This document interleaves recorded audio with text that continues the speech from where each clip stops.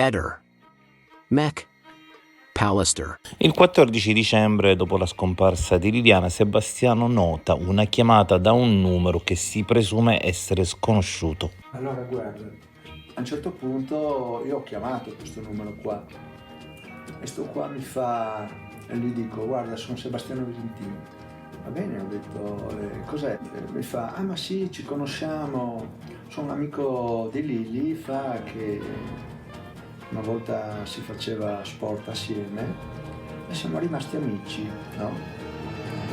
E ho detto perché mi fa, lei mi ha telefonato stamattina dicendomi che avrebbe ritardato e ho detto ma scusa un attimo, com'è sta roba qua?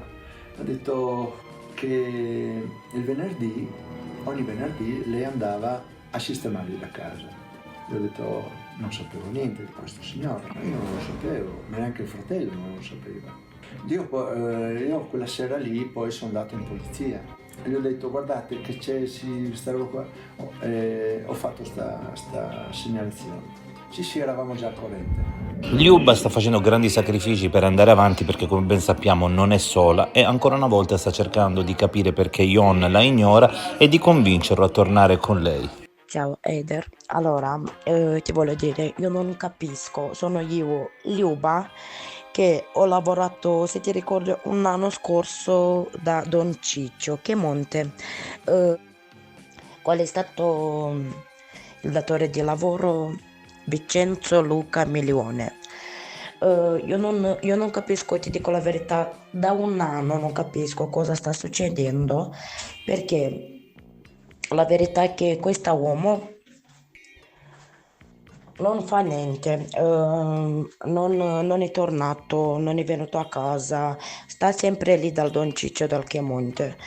Il secondo che non capisco, lui senza documenti, lui solo ha un passaporto, ma come lui lavora là, cosa fanno la legge, dove si guardano la legge per lavoratori, per immigrazione, dove cosa fanno?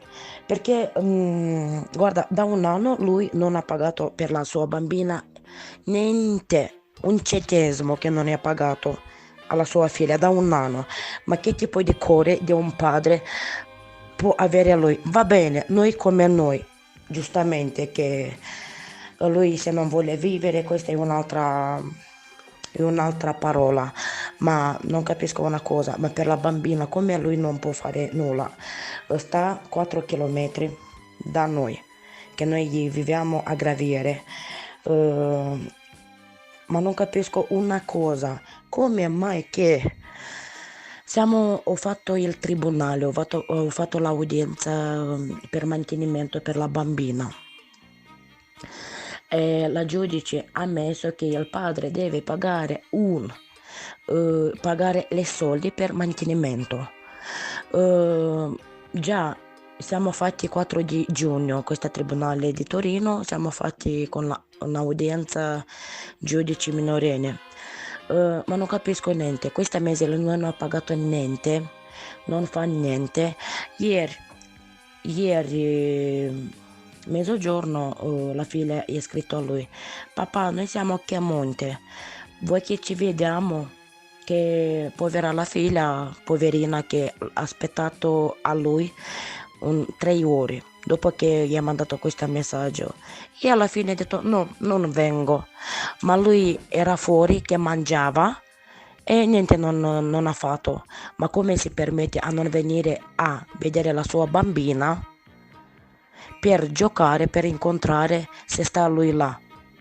E dopo che noi siamo stati ieri a Chiamonte e non è venuto per giocare a vedere la bambina, e dopo che due giorni fa è stato venuti carabinieri, borghesi, polizia borghesi, carabinieri, ha fatto controllo a Iwon, che come già ti ho spiegato che lui è senza documenti, e come può lui lavorare lì se lui solo con un passaporto, senza residenza? Questa Luca non ne dà un centesimo, da un anno non ne paga niente, si approfitta a lui lo fa manipolare questa uomo, questa Luca Vincenzo Milione. E dopo cosa mi è successo? Che quando l'hanno preso a Yuan per controllare i documenti, è andato lì da loro. È stato 5 ore e dopo la sera mi chiama tra telefono di Yuan, mi chiama Vincenzo Luca Milione, mi dice a me, mi minaccia, se Yuan si succede qualcosa io ti vengo e ti tolgo la gola che mi toglie la mia gola, che ti vengo a casa e ti tolgo la gola. Ma come si permette a lui, questa Luca Vincenzo Milione, per mettersi in mezzo tra me e tra mio uomo? Io non capisco fino a oggi perché questi la legge non fanno niente, perché dopo gli hanno dato 10 fogli, ma non capisco per quale motivo, che è stato lì, non lavora, non gli dà un soldo, è manipolato, sta lì per nulla, lavora senza per essere pagato, solo per una stanza, cibo, sigarette e da bere. Io non capisco questa, che tipo di uomo può essere. Io volevo solo per mandare questa vocale, per pubblicare un video, solo per fare vergognare a tutti persone di questa persona, di mio marito, come si permette a lui a stare là e non si pensa alla sua bambina per dare un mantenimento. Perché noi il secondo che noi abbiamo il Tribunale di Torino, giudice minorenne, abbiamo il secondo il novembre e lui già deve iniziare per pagarmi, già questo mese già passa ma lui non mi ha pagato e non capisco perché lui sta lì, perché lui fa così, perché lui mi blocca. Perché lui non viene per giocare con la sua bambina, perché ha lui paura, non capisco niente questa Eder, non capisco niente, come si permette a lui a fare tutto questo e queste leggi perché non fanno niente.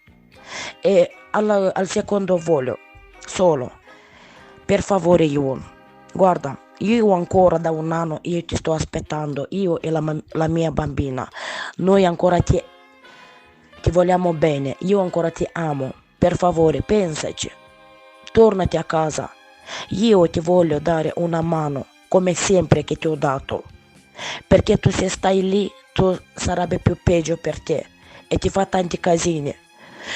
Io ti voglio bene, io ancora ti aspetto a casa, io ti prego dal mio cuore, io ancora ti amo, ti voglio bene, abbiamo una figlia insieme, sono la tua moglie, pensaci, tornati a casa. Tu devi cercare un lavoro per guadagnare le soldi, per dare un mantenimento alla sua bambina. Per favore, Yuan, tornati a casa, pensaci bene. Cosa fai lì? Per cosa? Per niente? Io ti voglio bene. E per favore, quale conosce quel ristorante da Don Ciccio Piemonte? Parlate con la persona che lavora lì, Ion si chiama, e lui è mio marito che abbiamo una figlia, per favore, ditelo per tornare a casa, perché lui si fa solo le casine là, da quando ha conosciuto il datore di lavoro, Vincenzo Luca Milione. Per favore, voglio che lui solo si penserà bene, perché là non è una vita per lui, perché quella persona si approfitta di lui, è manipolato, e il secondo che non aiuta la sua bambina e nemmeno non guadagna un centesimo, un soldo che non guadagna, non gli paga. Ma perché sta lui là? Per quale motivo che sta lui là? Senza documenti, non irregolari, non ha residenza, perché? Io lo voglio bene, io lo voglio aiutarlo, io voglio che per aiutarlo a fare i documenti, perché io posso fare a lui per motivi familiari, perché lui ancora è mio marito, io sono la sua moglie. Pensaci per favore, Yuan, perché è più peggio per te per stare là. Guarda, io ti voglio bene, io non capisco perché le tue occhi sono chiusi e non vedi la verità. Tu già sei grande, non sei un bambino di 15, 16 anni, ma sei già a 38 anni. Per favore, pensaci bene, è per questo che voglio chiederti per pubblicare questo video. Non capisco alla fine la verità. Perché lui sta lì? Perché si approfitta questa Luca di 100 milioni di mio marito? Perché? Dove ci sono soldi che lui ha lavorato un anno e dopo che l'hanno lavora così in nero? Dove si guarda la giustizia? Dove si guardano la legge? Alla fine io non capisco una cosa, perché sempre Luca di 100 milioni si mette nella mia famiglia in mezzo? Perché io sempre, quando parlo, sempre a lui, si mette una parola per mio marito, sempre si mette in mezzo, io non capisco niente, da un anno che non capisco niente cosa sta succedendo là, perché lui non può andare a cercare un lavoro, io non capisco che tipo di uomo può essere mio marito, che quella Luca di 100 milioni si approfitta, io non capisco dove si guarda la legge dove si guarda che lui non può lavorare e non può stare là, perché lui ha da crescere una bambina, perché da un anno niente non è dato, lui non guadagna lì soldi, non gli dà un centesimo, non gli paga niente, perché lui sta lì, lui deve cercare un lavoro come lavorava prima. Di mattina e fino alla sera per avere un guadagno. Io non capisco niente cosa sta succedendo lì. E dopo quando 2 giorni fa l'ha chiamato carabinieri a mio marito, e quando l'hanno portato 5 ore, la sera ti ho detto che questa Luca di 100 milioni, il suo datore di lavoro, mi ha chiamato con telefono sul Messenger, mi ha chiamato a me e mi ha detto, mi ha minacciato, merda, schifosa, se si succede qualcosa con tuo marito, io vengo, io ti trovo, ti cerco, vengo da te e ti tolgo la gola. Ehi, non dimenticare di iscriverti a questo canale.